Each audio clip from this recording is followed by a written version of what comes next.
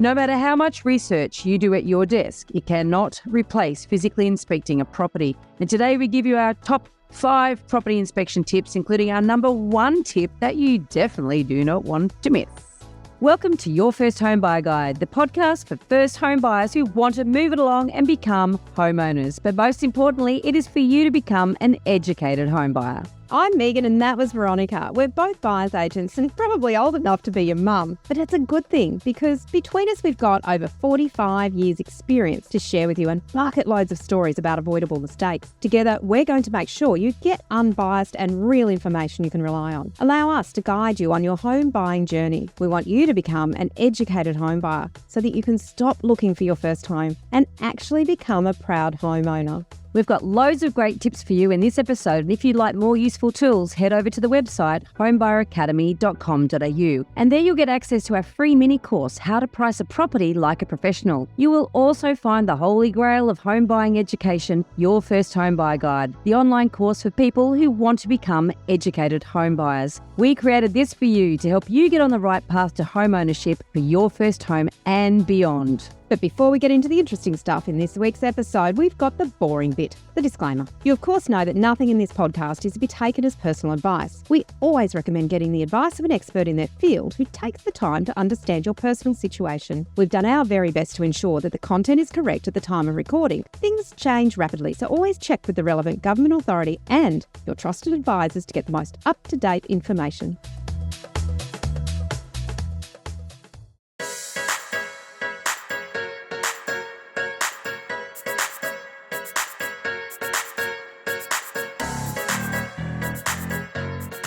Today, we're giving you our top 5 tips for property inspections. But before we do get into that, there is an interesting house on the video in the screen behind Meighan. You should definitely go to YouTube and check this one out. Check this out. Okay, so this is puffery at its finest. Now, puffery is a term that's used in real estate, which means that an agent isn't misleading, but actually it's not at its finest. It's actually at its worst. The agent isn't misleading, but they're kind of, making it better than it might actually be. This is an actual house that was sold back in 2016, somewhere in Sydney. We won't reveal the actual location, but you can look it up. And the picture on this side, and I've got mirror image. So what's that going to be? Is it going to be left? It's on my. Okay, thank you. Because I'm confused now. It's mirror image on Zoom. That is the photo that the owner provided to the agent and said, I don't want to pay for more photos. I've done my own photos. Use my photos. So that's the photo that appeared in the advertising online, all of that sort of stuff. This one over here is the real photo. This is the the difference. This is the difference. Now, these photos have come from the Daily Mail, but I do remember at the time actually seeing the footage of this property because it made national news. It did. It was people, the potential buyers were said to be furious when they arrived for open houses after viewing the photos online to find that, and the Daily Mail claimed that these photos were photoshopped. The agent claimed that the owners provided the photos. It was a bit of a who did what.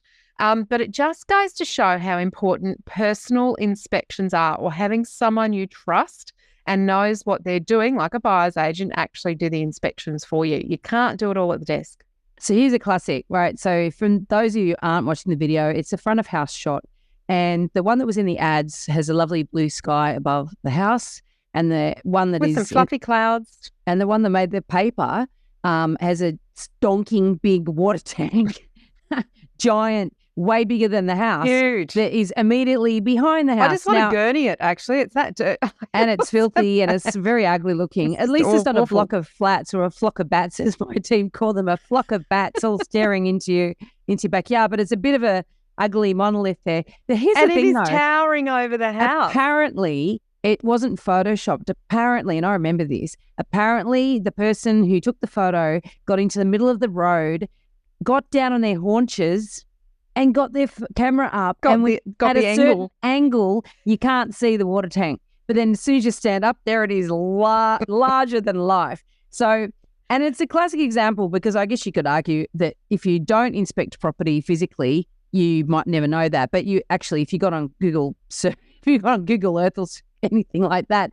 Google Maps, you'd find it. However, we do know that some people don't make even the most basic due diligence checks, but this is a classic. But it can also be out of date, Veronica. Like and the first thing that someone would say is, "Oh, you can just look at that on Google Maps," but that can be out, and Google Earth, it can be out of date by a couple of years. And in fact, I have seen like buildings that don't exist but really do exist. Yeah, exactly. But I think that water tank would have been there. But pretty sure that's an old one. But the point is that this made the Daily Mail. You always love those Daily Mail stories with they're about Australian real estate. All right. Now, in your first home buy guide, we have an entire module dedicated to search and inspect with checklists to download. So absolute step-by-step guides, things to look at, what to things that you wouldn't even thought to look at. Now, we don't go into that much detail in this podcast, but we have picked out our top 5 tips. Now, keep in mind, it's not an exhaustive list. You need to do the course to get the details about how to do every step right. But hopefully we can at least open your eyes. Don't just sit at the desk and think that's what the property is and it looks fine and look, I'll throw an offer at the agent and see what happens. And look, here's the thing. We in our team, and I don't know if you do this, Meighan, but we really do absolutely our utmost to inspect a property twice before we buy it. And we want our client, if they are local, to inspect it a couple of times, sometimes 3 times. 4 times is probably getting a bit too many times, but that's up for conjecture. And the point being that even us as practiced buyer's agents on the first inspection, we can miss things, right? And sometimes you go back and you go, right, I didn't notice that before, but we also know exactly what we're looking for.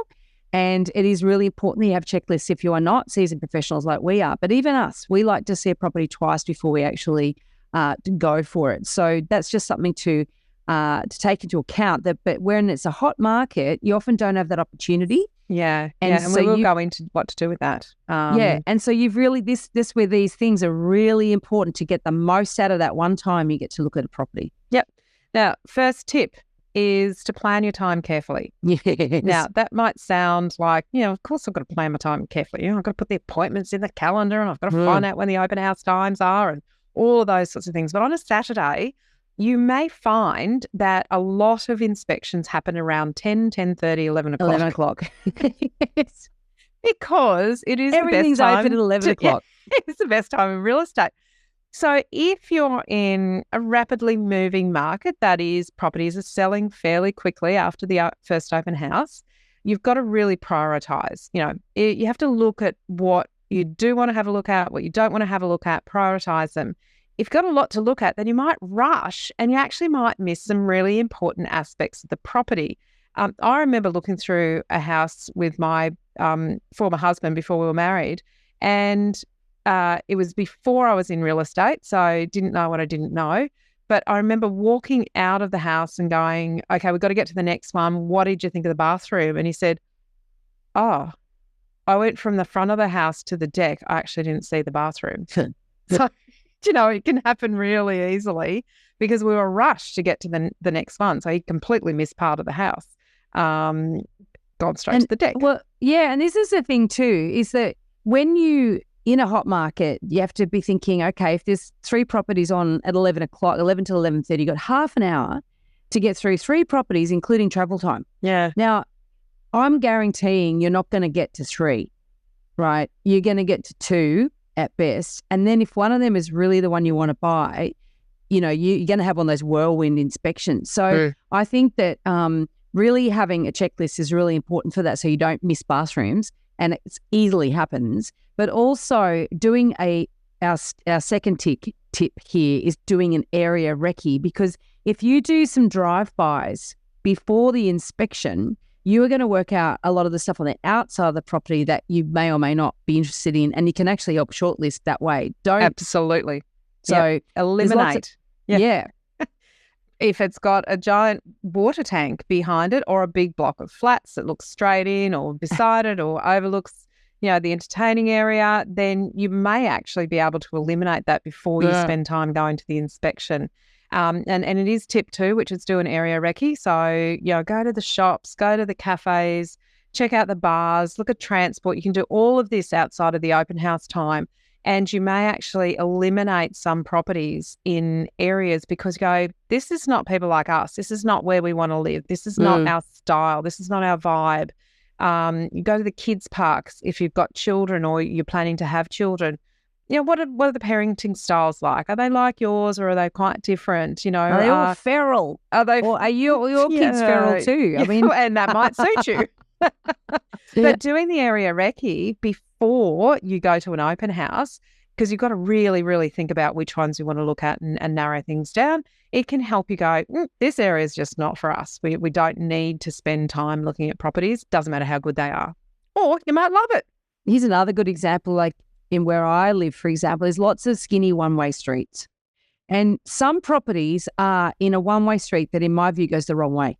Like, you know, it's like Do you remember when I was down there with you last time and we've got to an intersection and it was no left turn? Oh, I told you. No left turn at an intersection. Never heard of it before in my life. Yep. And it's actually... Not because it was a one-way street. That was not why it was no one... No. This is in Newtown. So just we segue a little bit, but Newtown, where I live in Sydney, has got...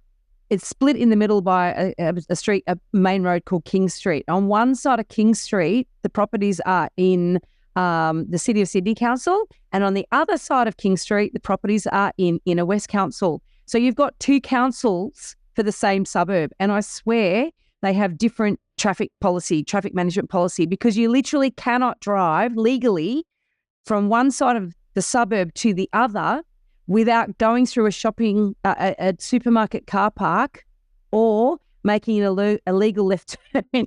Like, there's actually no road that goes. Crazy. The other way to do it legally is to go through two other suburbs. I kid you not. It's so ridiculous, right? So you knew that before you bought and you were okay with it. And I guess that's the thing. That's the thing that we're trying to say is there's going to be issues. Just know them. And it leads to something else here, because like I bought on the side that is easier for me to get in and out of for where I want it most of my life is, right? So that for me makes perfect sense. But I'm looking to join a gym at the minute. And so I want to walk to a gym, but I tried one out yesterday and I drove there with my daughter and it was on the other side. And I was pulling my hair out before we even got there to try to find a car parking spot. I'm like, I am not joining this gym. I'm not joining the gym. It's too hard to get to. Getting there is a bloody nightmare. And it's in the same suburb I live in, right? so that's why you do an area recce. For that exact reason. So if gym is high on your list and you do like to go, make sure that you can get there without pulling your hair out. Be on the right it won't side. Go. Yeah. You'll give up something that you really enjoy and is part of who you are. So important to do an area recce. It can help you narrow down what you should and shouldn't prioritise when you go to an inspection. Now, the third thing is to be systematic about it, Veronica. You know, you and I are highly systematised. Yep. We've got checklists, we've got steps, we've got standard operating procedures, we've got, you know, there is nothing that is not going to be on that standard operating procedure that should be missed. You know, and people should, once you're not running a business like we are and you don't have to replicate across a number of people, it's so important. You know, our students use checklists. Yeah. So we provide them with checklists, inspection checklists. And let me give you an example. Even with my business, it's been a while since I actually trained a new buyer's agent in my business, but every time I put a new buyer's or somebody I'm training to become a buyer's agent in my business, I would make them use the same checklist that I devised when I first started working as a buyer's agent. And the reason I created that was because I do like systems and processes, of course, and I value them. And once you do something twice, you should have a process for it. That's just my business ethos. But I remember being asked, where's the laundry and where's the hot water system? What sort of hot water does it have? And unless I had it on my sheet, I would have forgotten the laundry and the hot water service every single time. And yet, for some reason, people kept asking me. So it was like, well, that has to go on the checklist. Yep. I don't know if you've ever been asked for the laundry and the hot water service. Well, yeah. What's the shower? Is it individual taps or flick mixers? You know, and that might seem small, but for some people, that's important. So, you know, you want to know whether it is or isn't. How old are the taps? What sort of shower head does it have? You know, these things that can be changed and updated, but people want to know, is it a double sink? Is it, you know, have you opened the sink? Is there any storage in the bathroom? All of these things on a checklist will make sure that you're checking the right things and not just looking at the pretty lights and the colour scheme and the tiles. which is the styling of a property is designed for you to just be taken by the feeling of the place rather than actually notice what's going on there. Yeah. And you know, people could say, oh, look, we could just video it. And you can, but often if you're not really paying attention, you still might not video the things you need to be videoing. Yeah. So that's where the checklist really forces you to be very analog about this. But that's why it's a really good thing to do, to go, well, where is that? Well, actually, how big is that bedroom? How big is that wardrobe? How, you know, can I... Are there locks on the windows? It's a question your insurer is going to ask. You know, there are things that you have to know. You know, in Queensland, you have to have insurance by 5 p.m. the first business day after contract date. If you don't have that information, you haven't checked it off a checklist, how are you going to find it out? The agent probably won't know. No. So, but some of the things that we really think are very important to be considering is natural light, you know, the aspect of a property. We've said this many, many times. Particularly where your entertaining area faces. Yes. You know, not the front of the property. That's not necessarily the aspect we're talking about, but wherever your balcony on the apartment or the courtyard in the townhouse or the deck or the patio in your house, that's the aspect that you really want to look at. Where the major light source is coming into your living areas is really important. Privacy is something that as well that we are always looking for, you know, or looking for compromises to privacy, and can it be addressed? Yeah. And that's something that's an issue.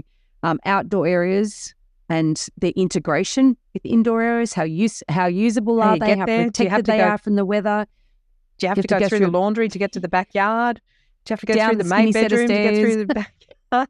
Where is the front door? Now, you would be surprised at how many times I've gone, hang on, you walk into the property, how? Where? What's the access point?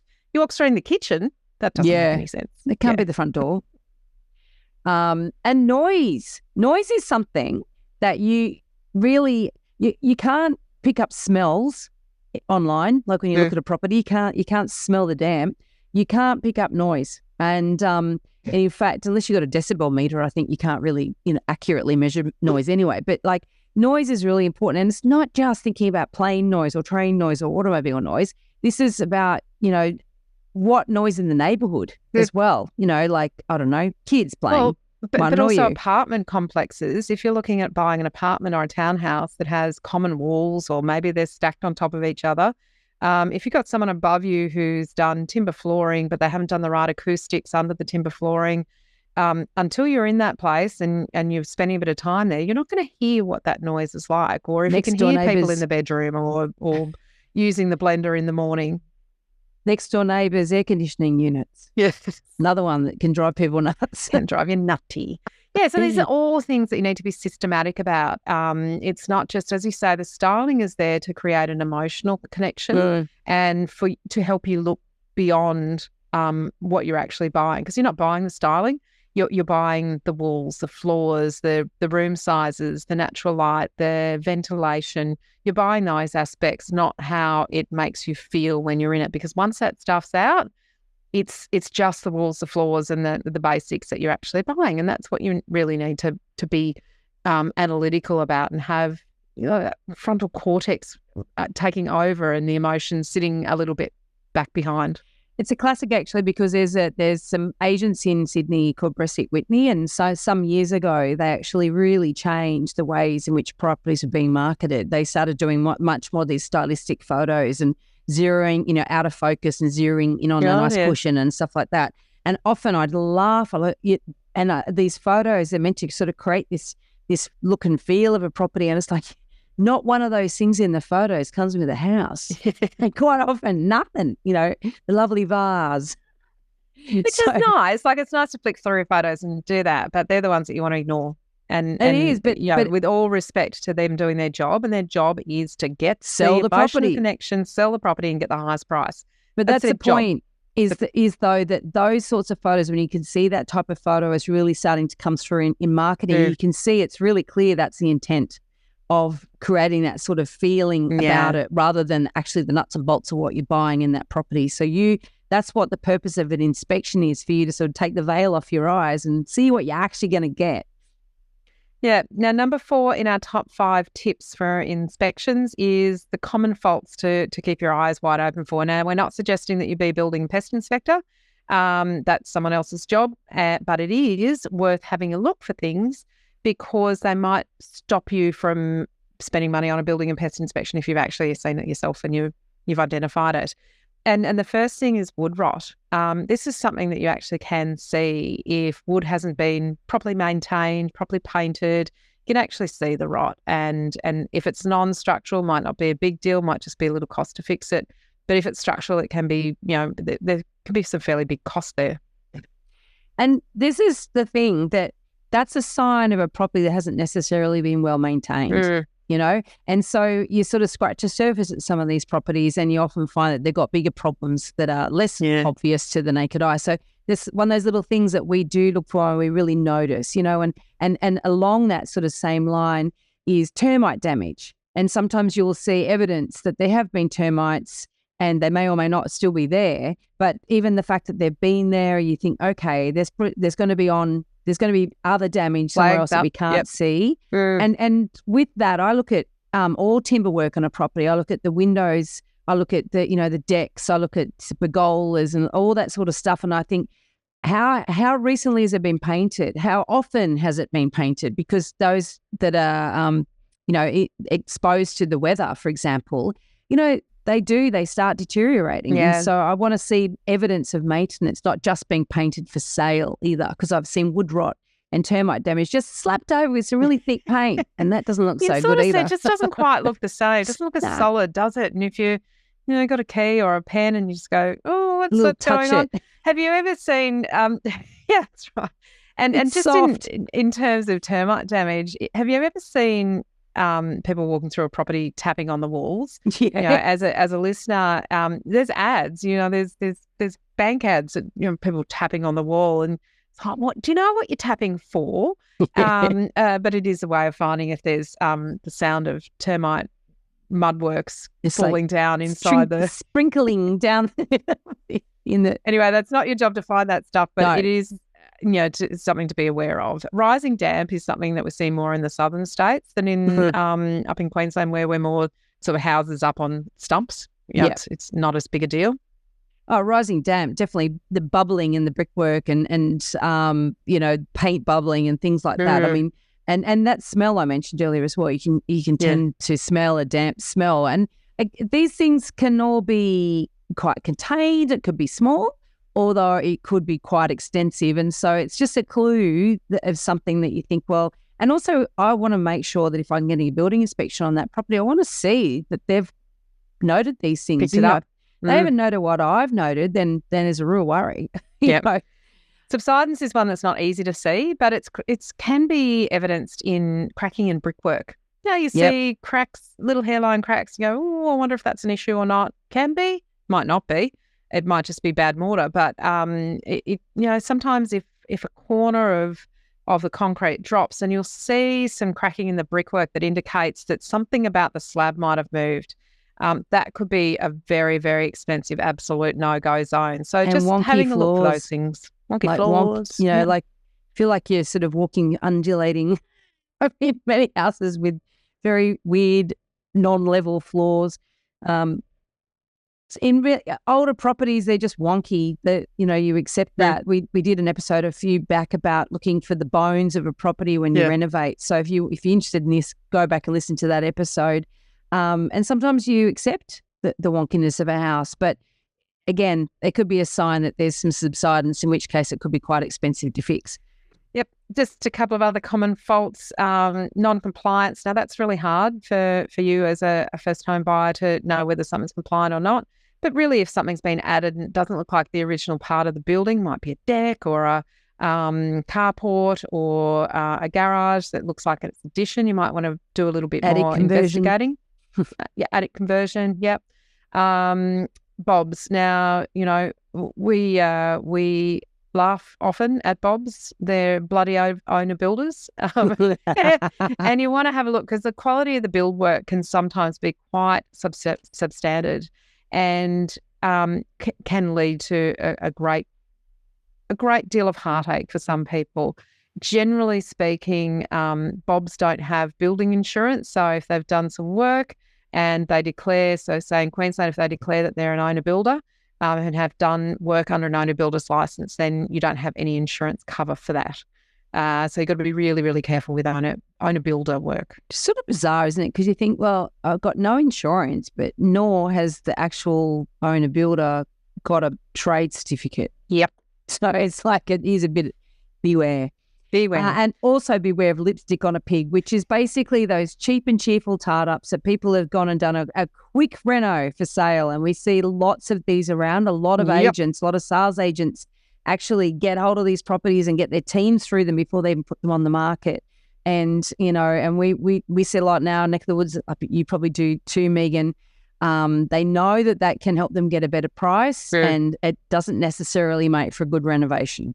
Absolutely. All right. Now, our top tip number 5, our top tip is dealing with the agents. Yeah. Now, this might sound strange being an inspection tip, but it is something that you really, really have to get on top of, and you could really bring yourself undone if you don't do this really well. You know, that if you don't sort of handle the agent well, you're putting up a big barrier between you and the owner. And at the end of the day, you're buying a property from an owner, and that agent is your conduit. They're the gateway. So the owner will decide who's going to sell the property, who's going to buy it, and they'll decide if you're going to be the one or not. And we have come across people who have jacked up and refused to sell to buyers. And agents also are that person that says, oh, well, if they know they've got an owner like that and you've annoyed the agent, they're going to steer them in a different direction away from you. Yeah. Yep. Now, we do have podcast episodes where we go a little bit more in depth on dealing with agents, but needless to say, I think, one of the things that we say is that our home buyer principle number 1 is real estate agent doesn't represent you, but you have to understand they are legally representing the seller. They have to get the highest price. That's okay. Don't get cranky. They're doing their job, but you will catch more flies with honey. And I know it's one of your favourite sayings. and that means that if you work with them like a human being and you ask intelligent questions and you treat them with respect, then you will get a lot further than someone that comes in thinking that they know everything or that they're just going to be difficult to deal with. Because agents do have the ability to influence the owner. They do. So, learning the intelligent questions to ask that will give you an insight into the owner and the property, that's really the value that, we teach that in your first home buyer guide, but that's really for you to be a proactive buyer. And that's a great thing to understand when you're inspecting properties, that there's an opportunity there to also get some more information from the agent if you know how to, get engage that information out of them. Yeah. Yep. Have you joined our Facebook group yet? It is called Your First Home Buyer Guide Australia, and it's your opportunity to connect with us and ask us your questions. You'll get answers from us, which means you can be sure you're not going to be led down the garden path. And a quick note on these podcasts, right? You might think that we cover everything that you need to know, and we're over 200 episodes now. And even if you listen to every single episode, you will not actually know everything you need to know in order to be an educated home buyer. Well, it's not the right order either. But that's the point. It's like we actually just scratching the surface, and you got to try and work out what order to put it all in. If you really want to be an educated first home buyer, you just need to learn all of the steps and how to do everything in the right order. Our First Home Buyer Guide course only costs $990, and you get direct access to us to help you guide you through your negotiations. You can also send us a link of the property. Every Wednesday we have live campfire. Any property you're thinking of buying, we can help you work out whether it's A, B or C grade or an absolute no-go zone. Now, trust me, you'll buy better with our guidance, and you'll overpay by a lot more than $1,000 if you don't know what you're doing. In this episode, we've only touched on a tiny part of the huge amount of things you need to know to become an educated first home buyer. There is so much more for you to do. You can learn all of the steps in the right order and avoid all of the mistakes that others have made in our 10-step online course for first home buyers. If you'd like to learn more about the right process and avoid making rookie errors, become an educated home buyer. Head over to the website, check out Your First Home Buyer Guide, the course that we have created for you. And don't forget to subscribe to the podcast so you won't miss an episode. And if you've liked what you've heard today, please give us an iTunes review. It helps other people find us And of course, I know it's a bit cringy, but we're going to ask for 5 stars. Thank you. Thanks for joining us. We hope you found this really useful. And if you have, please share the love with others who you know are in the same boat. We'll be back next week with more priceless stuff.